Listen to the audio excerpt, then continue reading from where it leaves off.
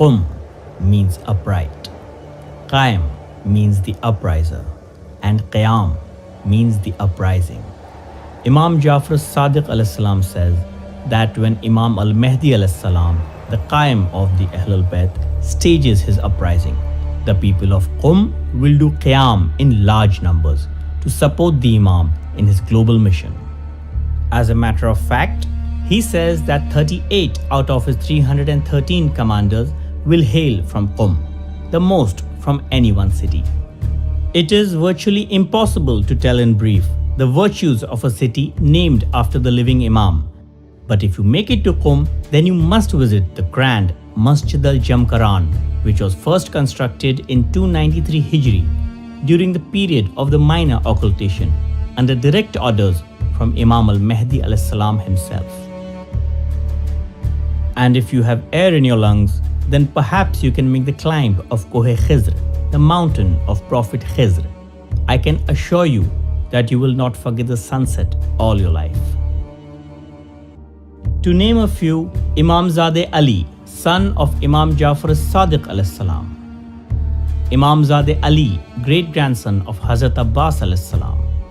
Imamzadeh Abu Ahmad, grandson of Imam Ali ﷺ. Imamzadegan Hassan, Hussain, Mohsin and Muhammad, descendants of Imam al-Sajjad ﷺ. Imamzadeh Jafar Shaheed, descendant of Imam Musa al-Kazim ﷺ. Imamzadegan Ibrahim and Muhammad, also descendants of Imam Musa al-Kazim ﷺ. And Imamzadeh Jafar Gharib, descendant of Imam Jafar Sadiq ﷺ. As far as I am concerned, Qum is like homecoming for the presence of one man, the father of the Rizvi Sayyids, Imamzadeh Musa al-Mubarraka, son of Imam Muhammad Taqi al-Jawad ﷺ, my ancestor through both parents, resting in the shrine locally known as Chehel Akhtaran or the 40 Stars. With the presence of such walis and saints, it is no wonder Imam Jafar Sadiq ﷺ said that Qum is a city that will never fall to any tyrant, and even if it were to face a calamity, Allah the Almighty will change it to safety and comfort. Imam Musa al-Kazim ﷺ sums it up perfectly when he says that out of the 8 gates of paradise, one is exclusively for the people of Qum. They are the best of the Shiites, for Allah has bestowed the love of the Ahlulbayt in their nature. Everything that I mentioned and all the blessings that Qum has in store revolves around one lady. She is the daughter of Imam Musa al-Kazim ﷺ, the eldest of his 4 Fatimas, and the real sister of Imam Ali Raza ﷺ. Her name is Bibi Fatima, whom Imam Reza fondly referred to as the Masooma of Qum. Peace be upon her. Imagine being referred to as Rashida at that age, meaning wise and mature. Tahira, meaning pure and chaste, and Hamida, meaning one who praises Allah, are a few of her other titles. Bibi Fatima Masooma was born in Medina in 173 Hijri. She was 25 years younger to her brother, Imam Ali Raza. Peace be upon them. Their mother was Bibi Najma Khatun, a noble and pious lady. But life for the Ahlulbayt is full of trials. She opened her eyes in an era of extreme hardships for the Prophet's progeny. The Kazimiya Shrine of Baghdad in Iraq is the resting place of Imam Musa al-Kazim and Imam Muhammad Taqi al-Jawad, father and nephew of Bibi Fatima Masooma respectively, the 7th and 9th divinely appointed Imams out of the 12 from the progeny of Prophet Muhammad. Peace be upon them. When Harun Rashid of the Abbasid dynasty became the Caliph of the Muslim state, things took a turn for the worse. The saddest day of her life came when her father was dragged away from the Prophet's mosque in Medina before her very eyes. She would never see him alive again, for after a few years in prison, he was finally poisoned in the dark dungeons of Baghdad. After her father, her brother Imam Ali Raza ﷺ became her legal guardian, and under his guidance, she grew in knowledge and stature.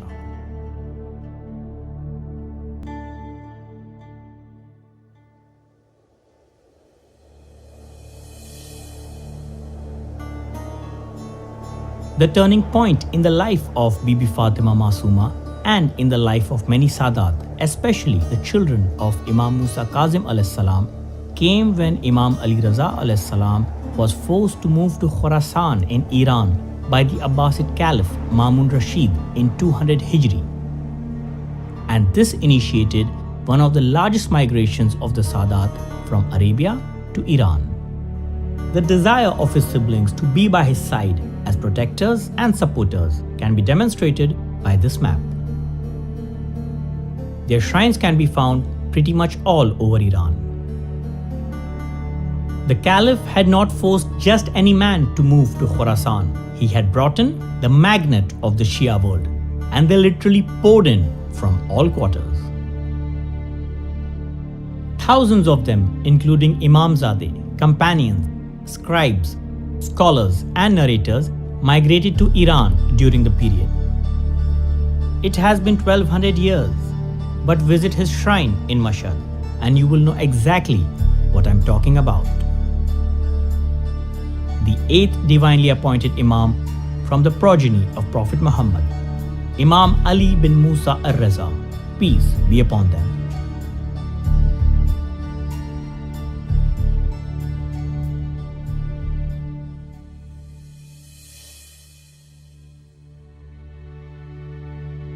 Bibi Fatima Masooma migrated to Iran in 201 Hijri to be besides her brother and Imam in his mission. She traveled in a caravan that included several of her brothers and close relatives. Leaving from Medina, she took the same route as Imam Hussain a.s. till she reached about Kufa. From there she reached Madain, but instead of proceeding straight towards Nehrawan, she rerouted towards Baghdad. It was for the ziyarat of the grave of her father, Imam Musa Kazim a.s. Proceeding, she crossed over from Khanqin of Iraq's Diyala province to enter Iran from Qasr-e Shirin, with notable halts at Kermanshah, Kangawar, and Hamadan. She finally reached Save.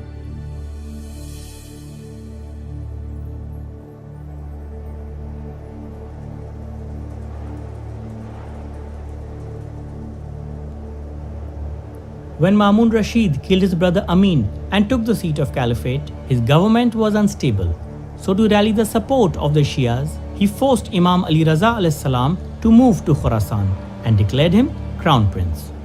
It was a politically motivated decision, a promise he did not ever intend to fulfill. But the move would prove to be the most fatal error of judgment on his behalf, for it ultimately resulted in Iran becoming the Shia country that it is today.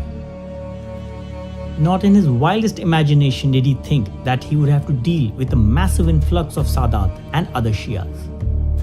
The contributions of Bibi Zainab and Hazrat Abbas to the mission of Imam Hussain a.s. in Karbala were known to all. Imam Raza a.s. was blessed with multiple siblings, and the Caliph knew exactly what brothers and sisters in this family were capable of achieving for their Imam. He could feel the foundation of his throne quivering beneath him. What followed was, numbers-wise, the biggest massacre of the Prophet's family that has ever been witnessed in history.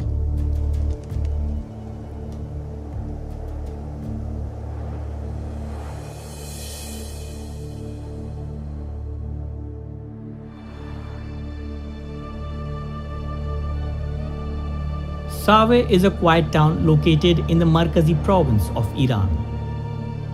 It is here that the caravan of Bibi Fatima Masooma was ambushed and attacked by the soldiers of Mamun Rashid al-Abbasi. She witnessed the brutal deaths of several of her brothers and relatives right before her eyes. You will find the shrines of two of her brothers in Save. Imamzadeh Ishaq, perhaps the most popular Imamzadeh within the city, and Imamzadeh Shahzadeh Hussain, both buried in close proximity, indicating the area where the attack took place. While the rather unique shrine of a brother, Imamzadeh Abdullah, who was taken captive and later killed, is located in Ojan, a scenic village along the highway, 18 kilometers outside of Save. The estimated figure of those killed in the caravan is about 23. For this reason, Bibi Fatima Masooma is compared to Bibi Zainab, who was also witness to the massacre of her family in Karbala. Peace be upon them.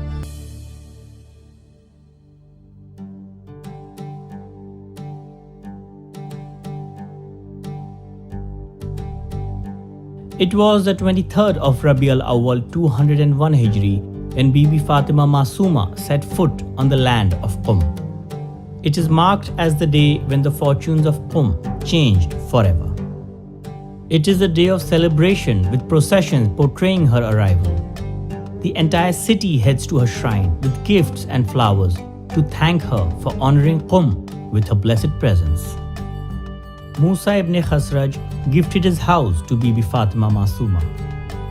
She lived there for only 17 days, but it was enough to convert the sanctuary into the pilgrimage site that it is today. In her fond memory, it has been named Bayt al-Nur, or the House of Radiance. In her last days, she remained dedicated to the cause that brought her to Iran, preaching Islam and delivering the message of the rights of her brother, Imam Ali Raza alayhi salam. Bibi Fatima Masooma is ranked amongst the most authentic narrators of traditions.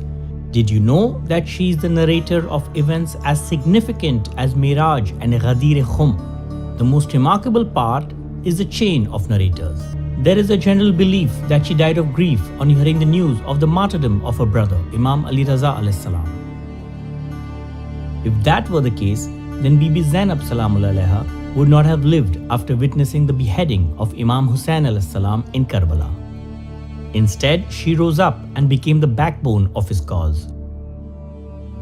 The fact is that Bibi Fatima Masooma was poisoned by a lady in Save, and she was already in an extremely weakened state when she reached Qum. And just to set the record straight, she died 22 months prior to Imam Ali Raza alayhi salam. The land where she is buried belonged to a host, Musa ibn Khasraj. In those days, it was known as Babilin. It was a secluded area covered with trees and bushes.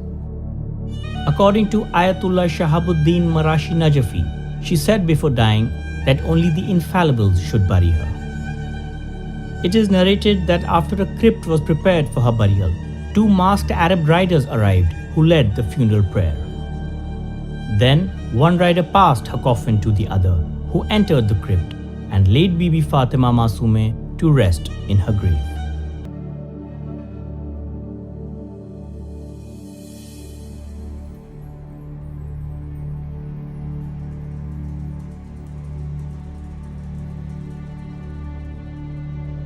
After her burial, Musa ibn Khasraj placed a ceiling made of wicker over the grave.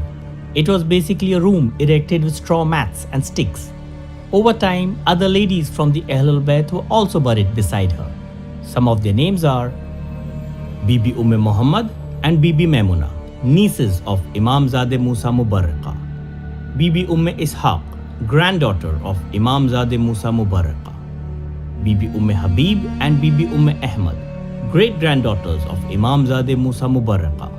Bibi Qasim and Bibi Bariha, descendants of Imam Zade Musa Mubaraka. This reflects in the part of a ziyarat which says, As-salam alaykunna ya banate Rasulillah. As-salam alaykunna wa rahmatullahi wa barakatuh. Meaning salutations upon you, O daughters of the Prophet of Allah. Salutations and mercy be upon all of you. 56 years after Bibi Fatima Masooma, Bibi Zainab, daughter of Imam Muhammad Taqi al-Jawad alayhi salam, arrived in Qum. She had a dome made of bricks and mortar built over the grave in the 3rd Islamic century. Thus, the first dome of the shrine of Qum came into existence, coinciding exactly with the commencement of Ghaibat al-Sughra of Imam al-Mahdi alayhi salam. 2 more domes were later constructed, and Bibi Zainab herself was buried under the 3rd dome. The first zari over the grave was installed by the daughter of Imamzade Musa Mubarraka, whose name was also Bibi Zainab. Peace be upon them. In 457 Hijri, Mir Abul Fazl, vizier of Tughril the Great, on the advice of the revered scholar Sheikh Nasiruddin Tusi, built a high dome that covered the graves of all the holy ladies. The expansion and renovation work continued from the Safavid and the Qajar eras through to the 19th and the 20th centuries and beyond the Revolution period, until what began as a mere ceiling made from sticks became a shrine that has left millions of beholders in absolute awe. Besides its religious, spiritual, and historical significance, every inch of the holy shrine of Bibi Fatima Masooma is an absolute piece of art, a source of coolness to the eye of the appreciator. From the minarets to the dome, from the chandeliers to the zari, from the courtyard to the interior, from the ceiling to the doors, from the gates to the walls. It is Persian architecture at its very best. Approximately 45 years before she was born, Imam Jaffer Sadiq ﷺ said, "A lady from my children whose name will be Fatima bint Musa will die in Qum. On the day of judgment, she will intercede for our Shia to enter paradise." What is worth noting is that she has been specifically chosen for intercession, an aspect for which she finds herself in the company of the most elite group of individuals.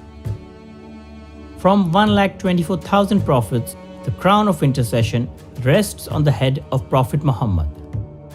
From among his 12 rightful successors, it is the authority granted to the chief of martyrs, Imam Hussain.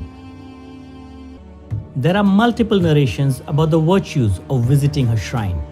While Imam Jaffer Sadiq ﷺ has guaranteed paradise as the minimum reward, Imam Ali Raza ﷺ has said that visiting her is equal to visiting him.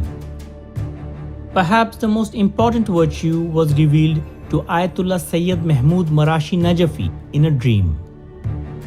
After he supplicated for 40 days, hoping to find the grave of Bibi Fatima Zahra, daughter of the Prophet, Imam Jaffer Sadiq came in his dream and told him to visit the grave of Karimat al-Ahlulbayt, Bibi Fatima Masooma of Qum, for it is the same as visiting the grave of Bibi Fatima Zahra, while it is Allah's will that the grave of the Prophet's daughter remains a secret for now.